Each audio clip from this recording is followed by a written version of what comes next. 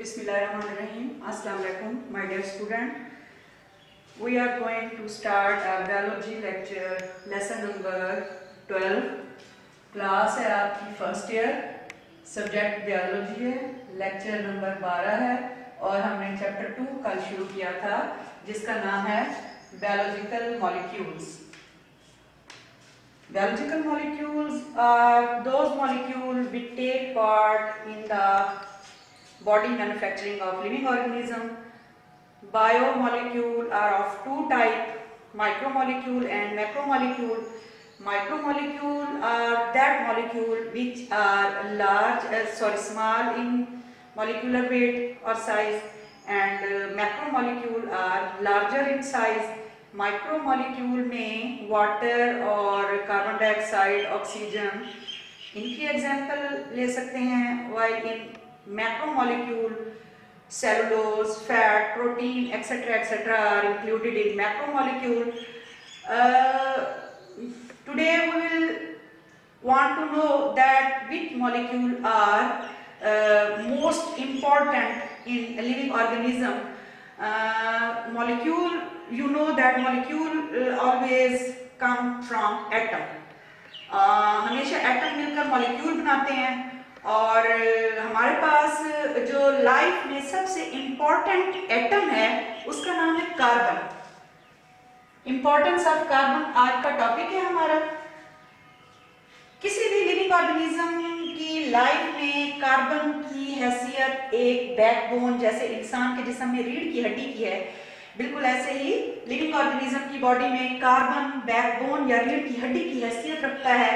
अगर किसी इंसान की बैकबोन थोड़ा सा भी इंजरी हो जाए उसमें तो वो चलने फिरने से माजूर हो जाता है.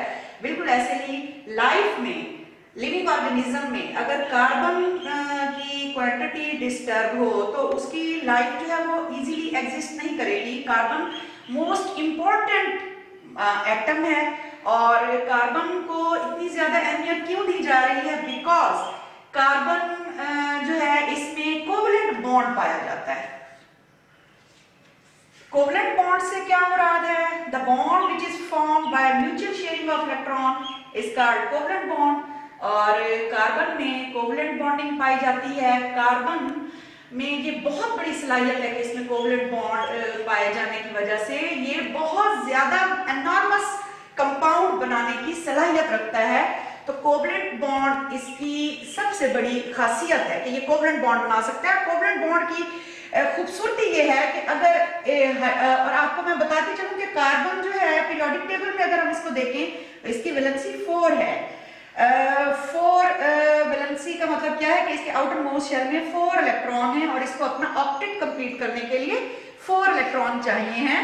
जैसा कि मैं आपके सामने यहाँ बता रही हूँ, ये एक कार्बन है और इस कार्बन के पास ये 4 इलेक्ट्रॉन हैं. अब इस कार्बन को अपने 4 इलेक्ट्रॉन जो हैं इसको टेट्रावैलेंसी के पॉइंट ऑफ व्यू से इसको हम टेट्रावैलेंट बोलते हैं. 4 इलेक्ट्रॉन जो है इसका ना डुप्लेट कंप्लीट कर रहे हैं ना ऑक्टेट कंप्लीट कर रहे हैं. इसको अपना ऑक्टेट कंप्लीट करने के लिए 4 हाइड्रोजन के साथ मिलके बॉन्डिंग करनी होती है. ये 4 हाइड्रोजन इसको आके मिलेंगे, यहीं से ही आके मिलेंगे जहां से मैं शो कर रही हूँ. और ये जो क्रॉस का साइन मैं लगा रही हूँ ये हाइड्रोजन का इलेक्ट्रॉन है. अगर आप फोकस करें तो इस वक्त ये कार्बन के पास 2 इलेक्ट्रॉन ये हो गए, एक डॉट है और एक क्रॉस. 2 इलेक्ट्रॉन ये हो गए, ये डॉट और ये क्रॉस. ये इलेक्ट्रॉन का सिंबल है. डॉट के लिए कार्बन का इलेक्ट्रॉन है और ये क्रॉस जो है ये हाइड्रोजन का इलेक्ट्रॉन है. यहाँ पर अगर आप फोकस करें तो यहाँ पर 2 इलेक्ट्रॉन ये हो गए और एक ये डॉट और एक ये क्रॉस. अगर हम यहाँ देखें तो और मैं टोटल अगर काउंट करती हूँ तो 4 इलेक्ट्रॉन कार्बन के हैं जबकि 4 हाइड्रोजन मिलकर इसके साथ 8 इलेक्ट्रॉन जो है वो पूरे कर रहे हैं, जिसको हम ऑक्टेट रूल कहते हैं. इस तरह से हाइड्रोजन 4 हाइड्रोजन मिलके एक कार्बन के साथ मिलके कार्बन के 8 इलेक्ट्रॉन पूरे करवा रहे हैं. और ये कार्बन के लिए सबसे खूबसूरती यही है कि इसमें टेट्रावैलेंसी पाई जाती है. इसको at a time 4 hydrogen atom आकर मिलके ऑक्टेट कंप्लीट करवाने में मदद देते हैं. आप यूं समझ लें कि कार्बन को चारों तरफ से बॉन्डिंग का मौका मिल रहा है. बॉन्डिंग किसे कहते हैं? शेयरिंग. जैसा कि आप अपने दोस्तों के साथ बॉन्डिंग करते हैं, अगर आप में से किसी के पास एक दोस्त है तो वो कम नफे का हामिल है, जबकि अगर आपके 4 दोस्त हैं तो आपको चारों तरफ से मुनाफा है, नफा है। तो बिल्कुल ऐसे ही कार्बन की हैसियत कुदरत की तरफ से ऐसी है, बाय गॉड, अल्लाह की तरफ से ऐसी है कि कार्बन को चारों तरफ से बॉन्ड बनाने की या किसी के साथ शेयरिंग करने की एबिलिटी इसमें पाई जाती है। इस वजह से कार्बन लाइफ के पॉइंट ऑफ व्यू से, बायोलॉजिकल पॉइंट ऑफ व्यू से मोस्ट इंपॉर्टेंट एलिमेंट है। और कह सकते हैं कि कोवलेंट बॉन्ड की मौजूदगी में जितने भी लिविंग ऑर्गेनिज्म हैं उनका बेसिक एलिमेंट है, बुनियादी एलिमेंट है। अगर ये ना हो तो लाइफ पॉसिबल नहीं है। बेसिक एलिमेंट होने के साथ टेट्रावेलेंट है। टेट्रावेलेंसी का अभी मैंने आपको बताया कि इसके पास टेट्रा मीन 4, वेलेंट से मुराद है खाली जगह। तो इसके पास 4 इलेक्ट्रॉन खाली जगह है और 4 पाए जाते हैं। यानी एक एटम को अपना ऑक्टेट रूल के तहत 8 इलेक्ट्रॉन पूरे करने हो तो उसके पास ऑलरेडी, कार्बन के पास क्योंकि 4 इलेक्ट्रॉन है, 4 इलेक्ट्रॉन अगर इसको कहीं से मिल जाएं तो इसका ऑक्टेट कंप्लीट हो जाता है। इसी वजह से कहते हैं कि इसके पास 4 अपने इलेक्ट्रॉन है और 4 की जगह खाली है। जहां पर ये मैं उंगली रख रही हूं आप देख सकते हैं, ये क्रॉस वाली जो जगह है ये जगह खाली है। खाली जगह को वेकेंट स्पेस कहते हैं, वहीं से लफ्ज वैलेंसी निकला है। तो इलेक्ट्रॉन की कंबाइनिंग पावर को, कैपेसिटी को वैलेंसी कहते हैं। तो कार्बन टेट्रावेलेंट है, इसको चारों तरफ से बॉन्ड बनाने की कुदरत ने सलाहियत या एबिलिटी दी हुई है, जिस वजह से ये मोस्ट इंपॉर्टेंट एलिमेंट है लाइफ का। इसके अलावा कार्बन में जो सबसे बड़ी खूबसूरती है कि कार्बन अपने साथ, अपने ही जैसे एक और कार्बन के साथ मिलकर कार्बन कार्बन बॉन्ड बनाता है, जिसको कैटिनेशन कहते हैं। कैटिनेशन एक एबिलिटी है जिसमें कोई एलिमेंट जो है वो अपने ही जैसे एलिमेंट के साथ मिलकर एक लॉन्ग चेन बना दे। आप देखें, मैं इसको यहां से शुरू करूं और पूरे बोर्ड पर चला दूं तो ये कैटिनेशन कहलाएगी। और आप खुद सोचें बच्चों कि अगर एक कंपाउंड है, सपोज उसमें ये एक बॉन्ड बना, फिर एक और बॉन्ड बना, एक और बॉन्ड बना, एक और बॉन्ड बना, एक और बॉन्ड बना, आप जितने कार्बन लगाते जाएंगे बॉन्डिंग बढ़ती जाएगी और कार्बन के कंपाउंड में वैरायटी आती जाएगी। कार्बन में ये सलाहियत है कि ये 1000 ऑफ कार्बन मिलके भी कंपाउंड बना सकते हैं, बहुत मैक्रो मॉलिक्यूल्स बना सकते हैं। और छोटा मॉलिक्यूल जिसमें सिर्फ सिंगल एक 2 कार्बन हो या सिंगल कार्बन हो, जैसा कि मीथेन की एग्जांपल है आपके सामने, ये एक कार्बन के साथ भी कंपाउंड बना सकता है, 2 कार्बन मिलके भी कंपाउंड बना सकते हैं, 3 कार्बन मिलके भी कंपाउंड बना सकते हैं, 1000 ऑफ कार्बन मिलके भी कंपाउंड बना सकते हैं। ये फिनोमेना जो है कैटिनेशन कहलाता है, जिसमें same type of element combine to form a long chain, that is called catenation. और ये इंपॉर्टेंस है, कार्बन के पास ये सलाहियत है कि ये अपने जैसे कार्बन के साथ मिलके एक लंबी चेन बना के बॉन्ड बना देता है और इसमें बहुत वैरायटी के कंपाउंड बन जाते हैं। तो नेक्स्ट पॉइंट में यही मैंने बताना है आपको कि large variety of organic compound जो है वो कार्बन की मौजूदगी में बन सकते हैं। कार्बन के पास ये सलाहियत है कि कार्बन जो है वो ऑक्सीजन के साथ भी बॉन्ड शो करता है, कार्बन नाइट्रोजन के साथ भी बॉन्ड शो करता है, कार्बन सल्फर के साथ भी बॉन्ड शो करता है, कार्बन के साथ बॉन्ड भी शो करता है, एक्सेट्रा एक्सेट्रा। तो ये इसकी इतने ज्यादा एलिमेंट के साथ बॉन्डिंग की जो एबिलिटी है ये इसको hot favourite biological point of view से रखती है as a element. Large variety of organic compound बनाने के अलावा जो मैं आपको अभी बता रही थी कि कार्बन को हाइड्रोजन के साथ, ऑक्सीजन के साथ और नाइट्रोजन के साथ बॉन्ड बनाने की एबिलिटी जो इसमें पाई जाती है, उनके क्या फायदे हैं। तो कार्बन जब कभी भी हाइड्रोजन के साथ बॉन्ड बनाता है तो that is a potential source of chemical energy. याद रखिए, जब कभी भी कार्बन हाइड्रोजन बॉन्ड टूटेगा तो ये आपको बहुत बड़ी अमाउंट एनर्जी की प्रोवाइड करेगा, केमिकल एनर्जी की सोर्स है ये। जिस तरह से आप कह सकते हैं कि कोई एक कैप्सूल या आप एक बॉक्स खोलें और उसमें से आपको कोई खजाना मिल जाए, बिल्कुल ऐसे ही कार्बन और हाइड्रोजन के खोलने से एनर्जी का खजाना मिलता है। हम जब सांस लेते हैं अपने अंदर तो ग्लूकोज को तोड़ते हैं, ग्लूकोज का फार्मूला आपको मालूम है, ग्लूकोज C6 है, H12 है, O6 है।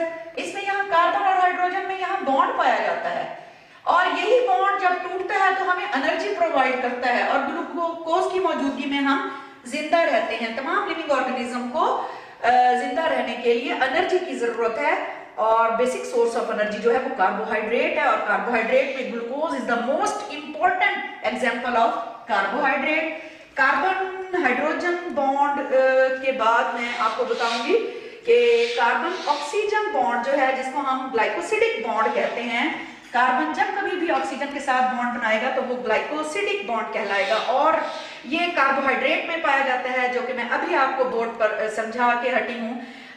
इसकी मौजूदगी में कार्बोहाइड्रेट बनते हैं। अगर ये कार्बन और ऑक्सीजन में बॉन्डिंग ना हो तो कार्बोहाइड्रेट कैसे बने? जब कार्बोहाइड्रेट नहीं होंगे तो हमारे पास एनर्जी कहाँ से आएगी? लिविंग ऑर्गेनिज्म में कार्बन की एक और एबिलिटी क्या है कि कार्बन नाइट्रोजन के साथ जब बॉन्ड बनाता है तो वो पेप्टाइड लिंकेज शो करता है, और पेप्टाइड लिंकेज जो है इसकी मौजूदगी में प्रोटीन के मॉलिक्यूल बनते हैं। लिविंग ऑर्गेनिज्म की बॉडी में प्रोटीन जो है बॉडी के मसल्स बनाने में और बहुत से मॉलिक्यूलर स्ट्रक्चर बनाने में अहम किरदार अदा करता है।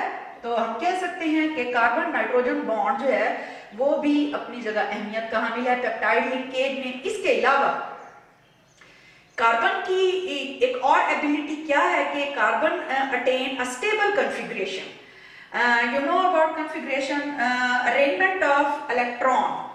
अगर हम कहें इलेक्ट्रॉन की जो तरतीब दी जाती है उसको हम इलेक्ट्रॉनिक कॉन्फ़िगरेशन कहते हैं। तो कार्बन को कुदरत ने यह सलाहियत दी है कि इसमें स्टेबल कॉन्फ़िगरेशन पाई जाती है, टेट्राहाइड्रॉन पाया जाता है। जैसा कि मैंने ये स्ट्रक्चर पहले भी आपको ड्रॉ करके दिखाया है, एक कार्बन के साथ 4 हाइड्रोजन मिल जाते हैं जिसको टेट्राहाइड्रॉन कहते हैं। इस स्ट्रक्चर की मौजूदगी में कार्बन में बहुत ज्यादा स्टेबिलिटी आ जाती है।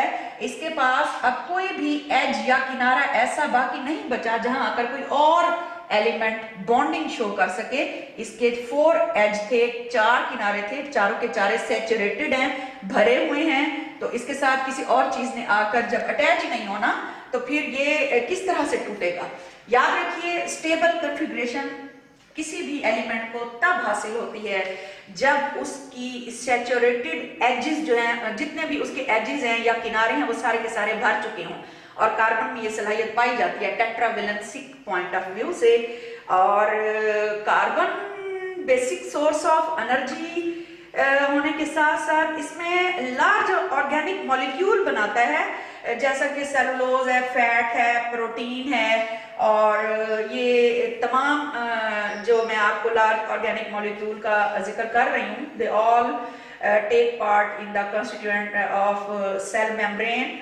And you know that cell membrane is the outer protective membrane through which all the organic and inorganic ion, salt, etc. move inside or outside the cell. तो सेल मेम्ब्रेन जो है वो insoluble होती है water में, और insoluble होने की वजह से ये इजी नहीं है कि सेल जो है वो आसानी के साथ फट जाए या डैमेज हो जाए या डिस्ट्रॉय हो जाए। तो उसको इसकी इनसॉल्युबल होने की वजह से सेल की जो मेम्ब्रेन है, cell membrane, because that is insoluble in water, it is not easy to destroy easily a cell. A single cell cannot be easily broken down because the presence of organic molecule, जैसा कि cellulose है, cell wall में पाया जाता है, fats हैं, proteins हैं, cell membrane में अहम किरदार अदा करते हैं। आज का जो टॉपिक मैंने आपको पढ़ाया, इंपॉर्टेंस ऑफ कार्बन, बच्चों आप अच्छे से ये बात समझ लें कि ये टॉपिक लार्ज जो क्वेश्चन आपके आते हैं, लॉन्ग क्वेश्चन आते हैं, उनके पॉइंट ऑफ व्यू से बहुत इंपॉर्टेंट है। ये लॉन्ग क्वेश्चन है, 4 नंबर का लॉन्ग क्वेश्चन पेपर में आता है। आपने ये टॉपिक अच्छे से याद करना है। और एक और बात बताती चलूं आपको कि कार्बन में कैटिनेशन के अलावा कार्बन में कुदरत की तरफ से ये सलाहियत है कि ये रिंग स्ट्रक्चर भी बनाता है। आप देख रहे हैं ये एक रिंग स्ट्रक्चर है, ग्लूकोज की स्ट्रक्चर इसी तरीके से जिसमें 6 कार्बन है। ये देखिए 1 2 3 4 5 और 6 कार्बन है। तो आपने ग्लूकोज का फार्मूला देखा जिसमें कार्बन 6 होते हैं। 6 कार्बन की मौजूदगी में 5 कार्बन होंगे तो पेंटेन होगा, इसी तरह से 6 होंगे तो हेक्सेन होगा, 7 होंगे तो हेप्टेन होगा। ये रिंग स्ट्रक्चर भी बनाता है कार्बन, आपस में बॉन्डिंग शो करके और ब्रांच स्ट्रक्चर भी बनाता है। कार्बन में ये सलाहियत पाई जाती है कि ये एक स्ट्रेट चेन के अलावा किसी भी कार्बन के साथ दोबारा बॉन्डिंग शो करके फर्दर ये ब्रांचेस बना सकता है, आइसोमर्स बन जाते हैं। इसकी ये एबिलिटी जो है ये बहुत ज्यादा अहमियत यहाँ पे है। कार्बन में स्ट्रेट चेन के अलावा रिंग चेन भी पाई जाती हैं और रिंग हालत भी पाई स्ट्रक्चर भी पाई जाती है और ब्रांच स्ट्रक्चर भी पाई जाती है। ये सारी बातें कार्बन को बहुत फेवरेट करार देती हैं, बहुत इंपॉर्टेंट करार देती हैं as a biological element. Element मिलके मॉलिक्यूल बनाते हैं। पहले हम आपको बताएंगे कि कौन कौन से बेसिक एलिमेंट हैं और उनमें सबसे इंपॉर्टेंट बेसिक एलिमेंट जो लाइफ के पॉइंट ऑफ व्यू से है वो कार्बन है। आज मैंने आपको कार्बन के बारे में बड़ा बताया।